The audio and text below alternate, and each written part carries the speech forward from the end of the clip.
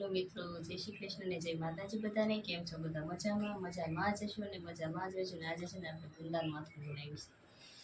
તો મેં છે ને કાલે મીઠામાં હળદરમાં ગુંદાના બી કાઢી ને બધા ગુંદાના લેપ કાઢીને સરસ મજાના કરી નાખ્યા હતા કાલે લગભગ 5 વાગે. ને પછી છે ને પલાળી દીધા હતા એટલે બધા સરસ મજાના પલળી ગયા. ને આજે પછી મેં સવારે 9-10 વાગે બધા ગુંદા કાઢી સરસ મજાના સૂકવી દીધા પંખા નીચે. પછી બધાએ સુકાઈ ગયા ને એટલે મેં કીધું હવે આપણે આનો હવેજ કરી નાખીએ. તો આપણે હવેજ કરી નાખ્યો. આ મેં કર્યો ક્યારનો, મેં કીધું થોડોક ઠંડો થાય ને એટલે પછી મેં તો ગુંદા કરું.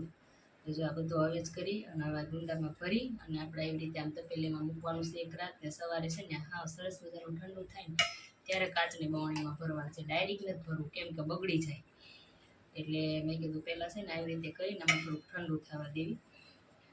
પછી આપણે આવી રીતે કરીને બધું મૂકી દેવાનું છે. સરસ મજાનું ગુંદાનું અથાણું. તો આજે છે ને આપણે ગુંદાનું અથાણું બનાવ્યું છે. અથાણાનું બધી રેસીપી મેં તમને મોઢે કીધી છે, કરી પ્રોસેસ નથી બતાવી. તો વિડીયો ગમીને તો લાઈક શેર ને સબસ્ક્રાઈબ કરી દેજો. અને જો તમારે જોયું હોય ને રેસીપી તો મને કમેન્ટમાં કહેજો. જો કે આ રેસીપી તો બધાને આવડતી જ હોય, હર કોઈ કરે જ છે.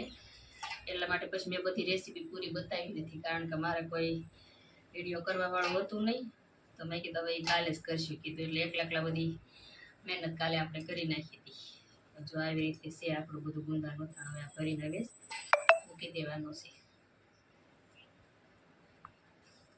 ગુંદાનું અથાણું છે ને મને એકને જ ભાવે છે. આ ઘરમાં હું આ મારા માટે કરું. ખાવું હોય તો ખૂબ ખાય એકાદો ગુંદો, નહીતર ન ખાય. અને આ કેરી છે, જો આ કેરીના ટુકડા એ આમાં નાખવાના છે. કાલે મેં સાથે બોળી હતી ને 2 ટીપા લીંબુનો રસ નાખ્યો તો અડધું ફાળું. એટલે છે ને થોડાક ચીકડા ન થાય, સરસ મજાના ખાટા થાય. એટલા માટે મેં આ બધી પ્રોસેસ કરી હતી. તમને જો જોતી હોય ને રેસીપી તો કહેજો, કારણ કે હવે તો આવડતું જ હોય બધું. એટલે પછી સારું, બાય બાય, ટાટા, આવજો.